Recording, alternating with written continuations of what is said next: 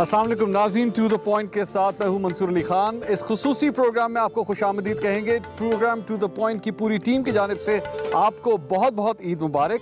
आज इस ईद के पुरमसरत मौके के ऊपर हमारी टीम आज काफ़ी दूर ट्रेवल करके आई है और उसकी एक बड़ी ख़ास वजह है। ख़ास वजह आज हमारे साथ ना कोई सियासतदान है, ना यहाँ पे कोई गर्मा गर्म बहस होने जा रही है, बल्कि एक ऐसी शख्सियत हैं जिन्होंने सिर्फ अपने फ़न का मुजाहरा पाकिस्तान में नहीं किया, दुनिया भर में कितने मुल्कों में जाकर किया है।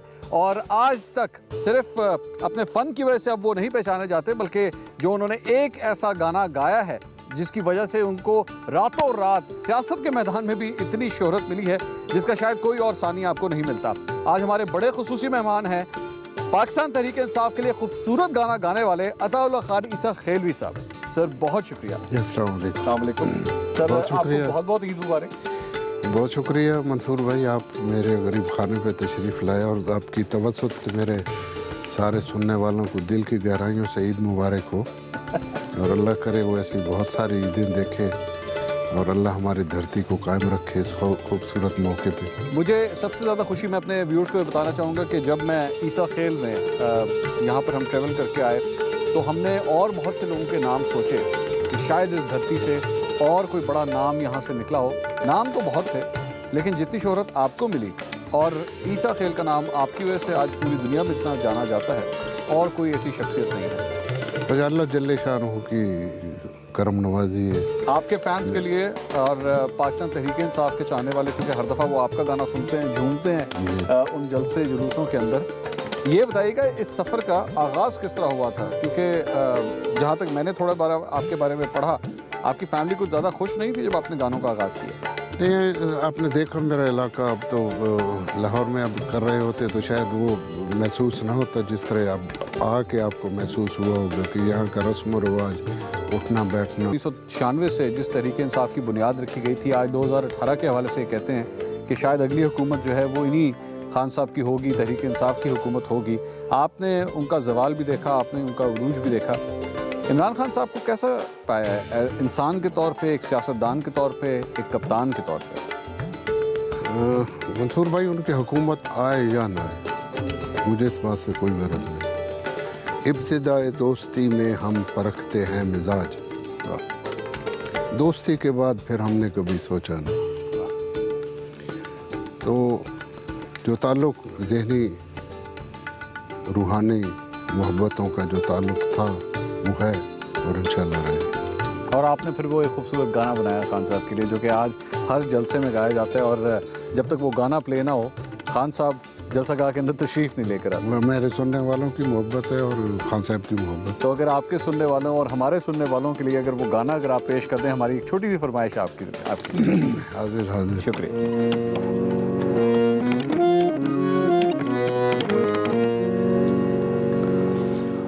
जब आएगा इमरान सबकी जान बढ़ेगी इस कौम की शान, बनेगा नया पाकिस्तान,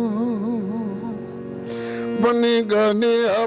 बहुत खूबसूरत, बहुत खूबसूरत। मेरा ख्याल में खान साहब बहुत खुशकिस्मत हैं कि आप जैसा दोस्त सिर्फ नहीं मिला, बल्कि पार्टी का इतना बड़ा सपोर्टर भी उनको साथ मिला है कि आपने उनको इतना खूबसूरत तोहफा दिया है।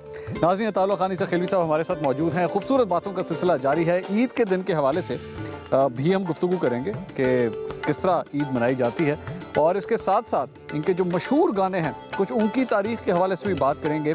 मियाँ वाली ले जाने की जो बातें होती थी, आखिर ये इतना जोश और जज्बा कहाँ से आया था, क्या इसके पीछे भी कोई कहानी है या नहीं है? डिस्कशन आगे बढ़ाएंगे एक ब्रेक के बाद, हमारे साथ रहिएगा।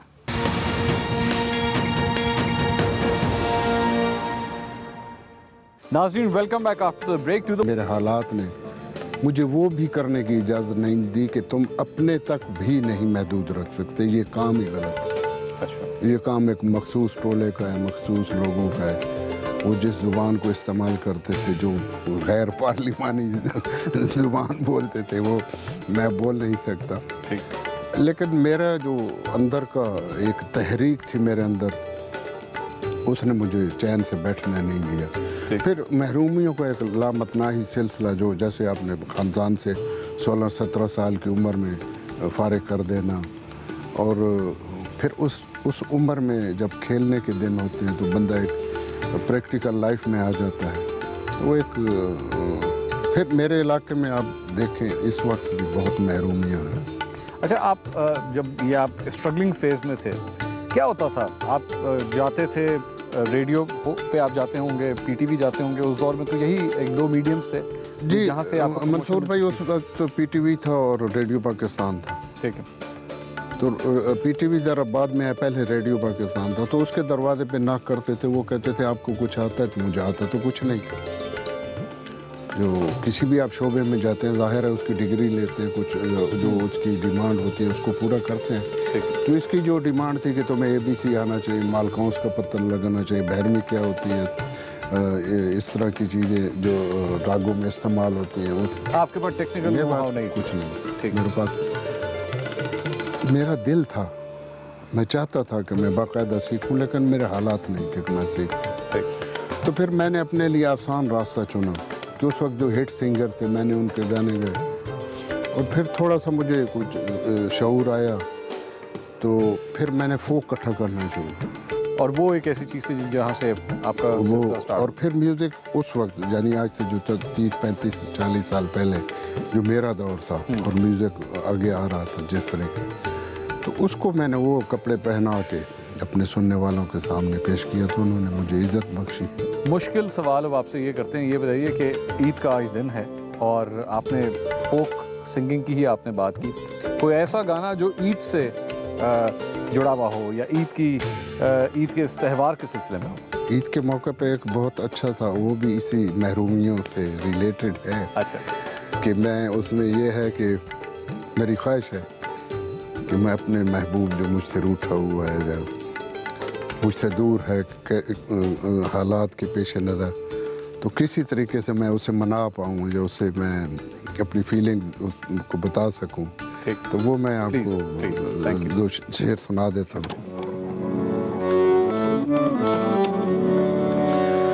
ढोला मनावना है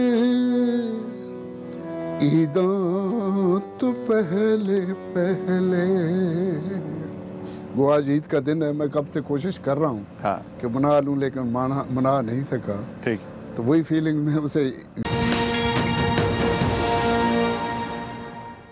नाज़रीन, welcome back after the break. अच्छा, कहने लगे क्यों नहीं रिकॉर्ड करवाना? मैंने कहा यार मादरी ज़ुबान मेरी सराइकी है, तो उसमें मैं उर्दू तो मैं प्रॉपर बोल नहीं सकता, तो मैं गाऊंगा कैसे? तो उसने कहा सुनाओ तो सही। चलो रिकॉर्ड नहीं करते, सुनाओ तो। मैंने उसे सुनाया, इधर ज़िंदगी का जनाजा उठेगा, दिल लगाया था दिल लगी के। उसने कहा ये तो ज़रूर रिकॉर्ड करो, और ये फिर बहुत हिट हुआ था।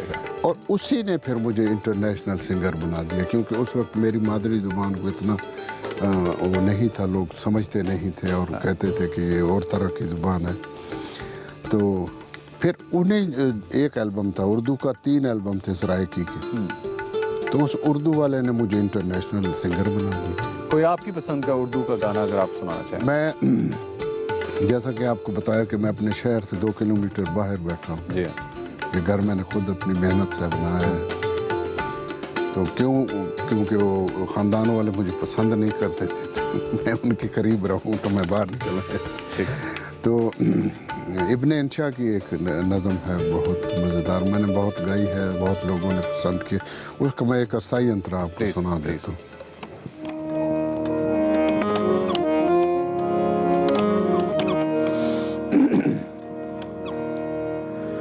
सब माया है, सब माया है, सब माया है, सब ढलती फिरती छाया है, इस इश्क में हमने जो खोया जो पाया है। ये गज़ल आपने दिल से गाई है, ये तो ऐसे इसीलिए आपको उसमें नजर आई। वो जिस गाने की बात हो रही थी, मुंदरी थेवा, मुंदरी दा थेवा, इसके पीछे क्या हिस्ट्री है? इसके पीछे भी क्या कोई कहानी है या एक कहानी? तो हर गाने के पीछे ये है कि मेरा एक कल्चर था, मेरी एक बोलते हैं गानी पहनते हैं। अब थेवा बहुत सारे लोगों को पता ही नहीं थेवा क्या होता है। मैं उन्हें प्रिजर्व कर रहा हूँ, मैं महफूज कर रहा हूँ।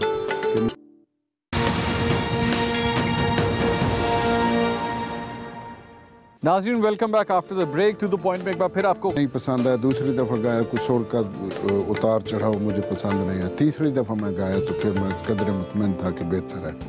अब कम से कम उस्ताद अमीर हुसैन साहब का भी मुंह बंद हो जाएगा और मैंने भी गा दिया, अल्लाह उन्हें सलामत रखे। तो नईमुल हक के नईम बुखारी के प्रोग्राम PTV में उस वक्त था, तो वो पहली दफ़ा मैंने उसको वहाँ पे बगैर म्यूज़िक के सुनाया। ठीक, तो अगले दिन पूरे पाकिस्तान में था ये गाना। बिल्कुल। और फिर मंसूर भाई मैं बता नहीं सकता कि किन किन लोगों को ये गाना सुनाना पड़ता है और इसीलिए अब आपको ये गाना हमें और हमारे व्यूअर्स को भी सुनाना पड़ेगा। मैं हाजिर